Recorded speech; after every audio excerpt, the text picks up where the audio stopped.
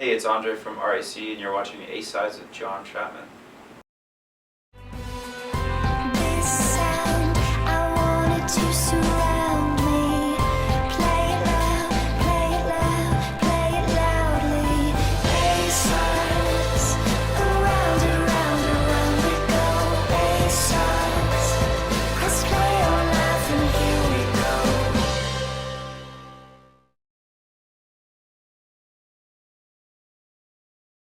Yeah, so it happens a couple different ways. So the most common is that I'll get files from the artist. So I'll get original recording files. It's called like multi-track recording. So and what that is, like all the individual instruments, it has the vocals, it has the harmonies. It's all separated out, so you can sort of listen to the individual parts. And so I'll take that and kind of single out what I think of as sort of like the essence of a song. And, the hook maybe, or most of it ends up being the vocals. So like I'll listen to the vocal, the harmonies, and I'll just listen to that over and over and over again, and I'll just try to think about like different ways to approach the song from there. Sounds kind of vague, but it's a very kind of vague process.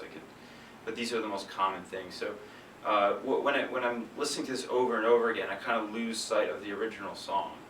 And from there, maybe I'll grab a guitar or a keyboard or something, or drums or something like that, and just start, playing around, like figuring out different chords or like a different kind of sound, or maybe I'll base it off of the original. But yeah, I'll just try different things and see what works. And that process can take days or it can take 5 minutes. It really depends. And from there, it's once you find that very core kind of element of the remix, then I can just start building off of that, and that's what I tend to call that detail work, which is kind of filling in the gaps. You get the basic structure of it, and then you just do the little effect sweeps, and you just kind of fill in the song with production tricks, I guess. So that's a very simplified version of what I do, but yeah, that's it.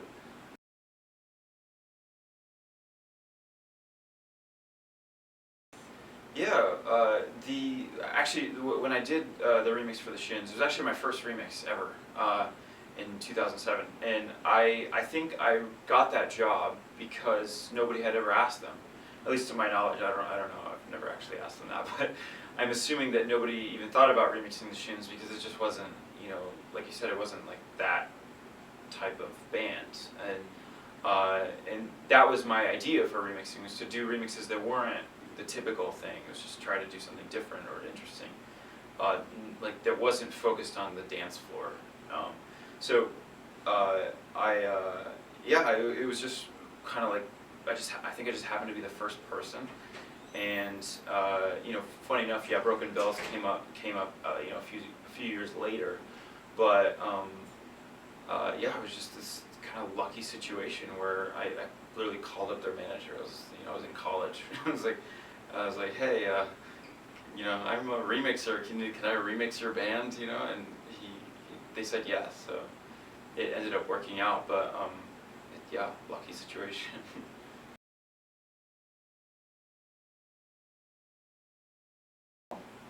Absolutely. I mean, there's a lot of stuff that I turn down because I don't think I can do anything worthwhile. That doesn't mean they're bad songs, or it doesn't mean anything. It just means that they're not really,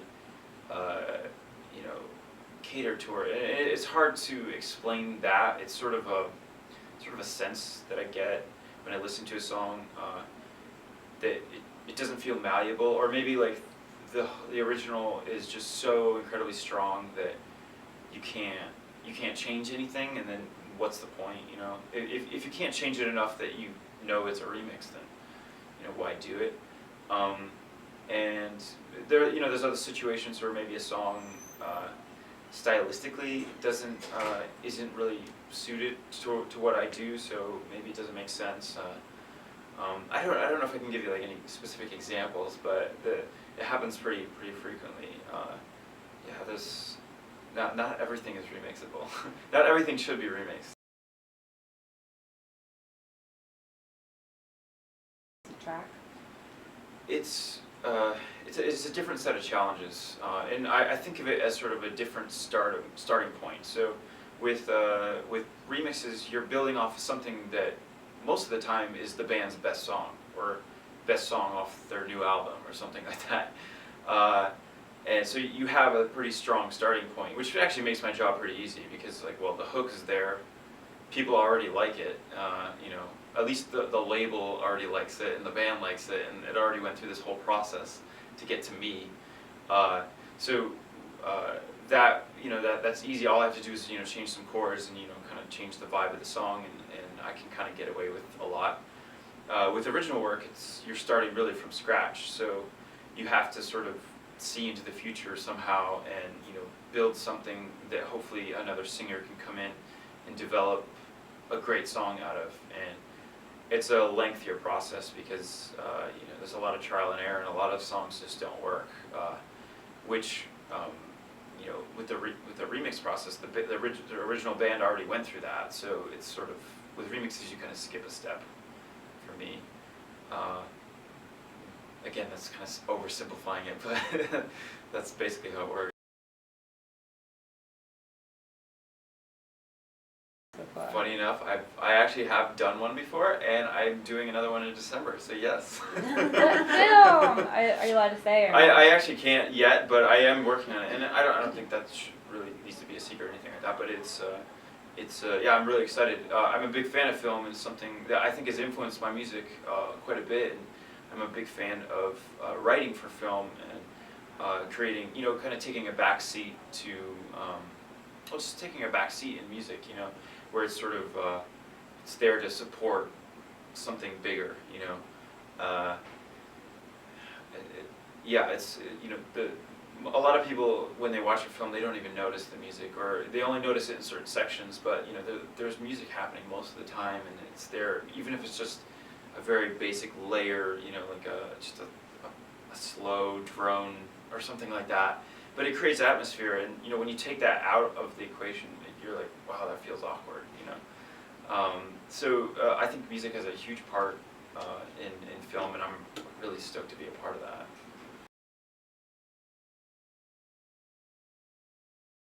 Maybe a little bit inappropriate. I don't know. It's I don't know.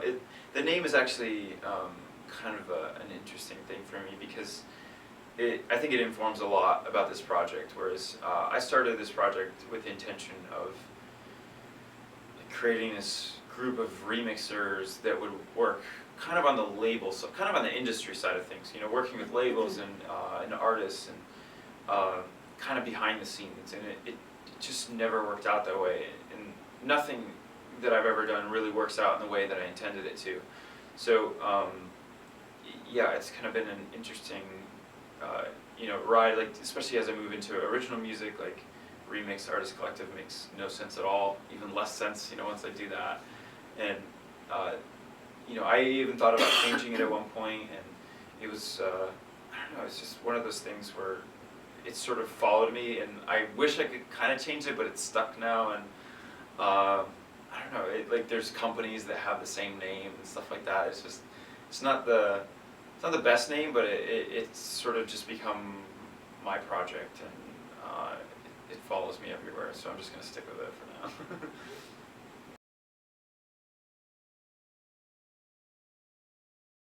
Sometimes taking that harder path, or just the path that you really truly want to do, that it, you know, it's worth it.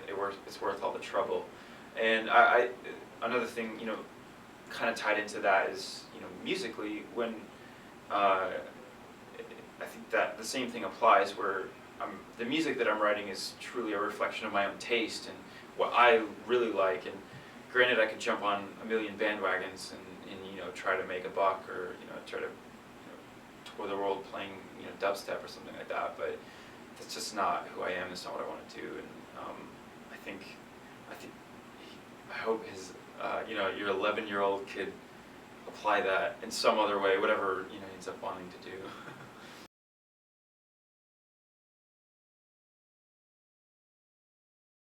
Yeah, so I think I try to make that as easy as possible. So I created this website called RAC.fm, and it has links to everything. It has pretty much every song I've ever put out, which is kind of a lot.